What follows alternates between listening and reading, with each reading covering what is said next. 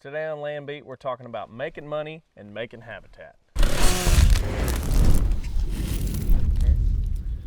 Very rarely do you find a situation where you can make money while also improving the habitat. It seems like every time, not every time, but a lot of times when you're going around and you're like, let's go make some habitat, let's improve this for hunting this critter or this animal, and it seems like you're either working or you're making or you're paying for it. But in this case, in the South, you have some unique features or projects where you can actually utilize other practices, make money, and then at the same time improve the habitat. And that's a situation we're in here today.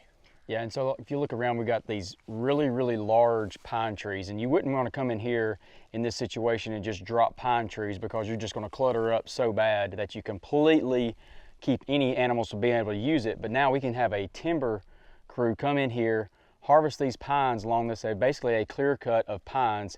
And in this situation, we're right down a ridge that has some hardwood feature to it. So then we can take, you know, a chainsaw crew, a small crew, to come through there and add the structure with the hardwood species that we need to along this ridge to really set this bedding up to be phenomenal. Yeah, so we're standing in a little elevator ridge that feeds up to a bigger flat ridge, and on that flat ridge we have about a 2.5 acre flat that we're going to make a food plot through a timber harvest. So they're going to clear cut that 2.5 acres to make a food plot, and then we're going to come down here in this half acre and we're going to clear cut this or clear cut the pines, but we're going to leave the hardwoods from the timber harvest, and we're just going to cut them down with chainsaw, creating some hinge cuts, some flush cuts, and have really dense cover that's 100 yards, 150 yards from the food plot. And so a lot of the heavy lifting is going to be done by the skidder, feller buncher, and the landowners getting incredible habitat without having to do all the work himself.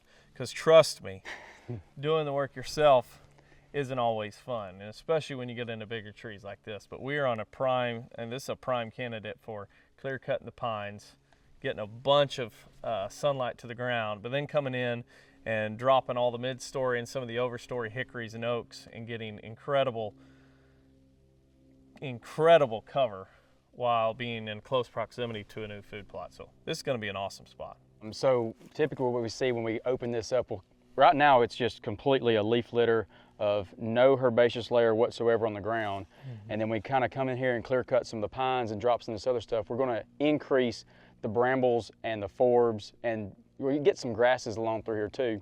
And so when we create the bedding, we want to create structure, but we also want to have food. So if you really want to move the needle on holding deer on your property, you've got to have that deer in daylight time on your property. And so this is where we want to house deer on the property. It's centrally located, so they're feeding several times throughout the day in this bedding cut, and then right there before the last feeding of the day, they're 70 yards from your food plot. They pop out in the food plot at 4 o'clock with good shooting light. So now the distance, that's the key feature. The distance is there to where they don't have to travel far to get to the food plot. Right.